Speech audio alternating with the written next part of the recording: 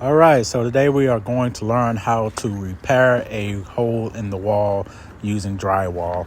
And for all you professionals out there, I know I could have just simply used one of the pre-made patches that they sell, but I figured this is the perfect opportunity if you have a hole that's bigger than the patches that they sell to learn how to do that as well. So I just took advantage of the opportunity here. So the first thing you want to do is whatever size your hole or dent is in your wall, kind of measure that out. I like to use a square. It's just easy dimensions, and you just want to cut that piece out, outline it like you saw me do, and just let's go ahead and take that piece out.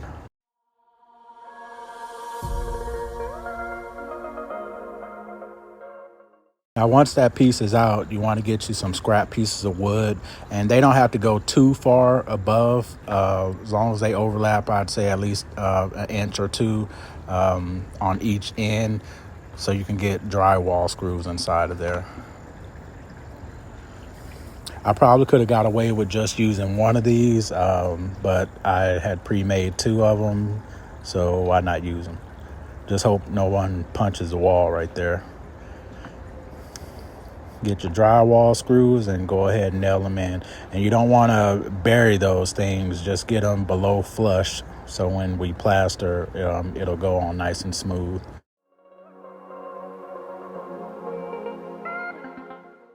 Go ahead and get everything cleaned up.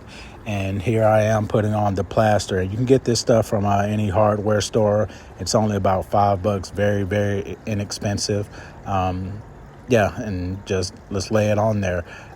Be very generous. Well, I was very generous right here. I wanted to make sure it was all in the crevices and stuff like that, because I already know that I have to come back to this job tomorrow, so I have the night to let this dry. You don't want to cake it on, but you just want to get it on there and let it dry.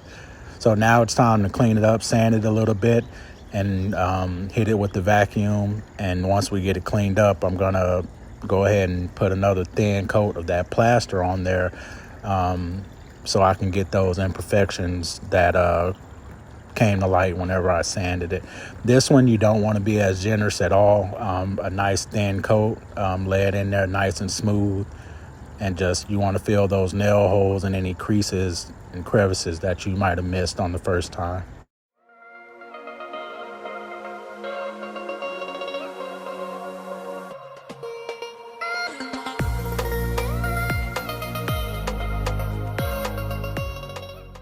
And you let that dry. Once that dries, that should be the last batch that you had to put on there.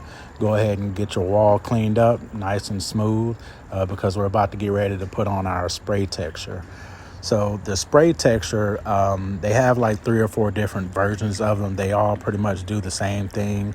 The only huge difference, you have some that are meant to go on the ceiling. They're at an angle, but even that, it really sprays out the same.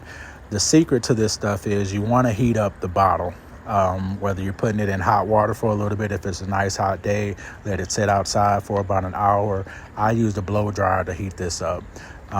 Just depending on the existing wall texture that you have, that's how much you want to apply. So you just kind of got to use your common sense and eyeball that. I think I let the plaster, the texture dry just a few minutes too long, so that's why it's coming out sticky like that. No worries here. If your putty knife isn't doing what you want it to do, I just take my wet rag right here and I just kind of lightly go over it, just to make sure that it doesn't have any knots in the wall. If you just absolutely hate it and it just didn't do what you wanted to do at all, go ahead and wipe it all off and try it again.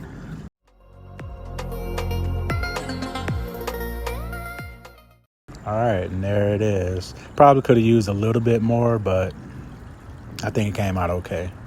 Now it's time to paint. And yeah, I could have used a roller here. It would have been a lot faster, but making a video, so why not take time? Nice and smooth, up and down, up and down.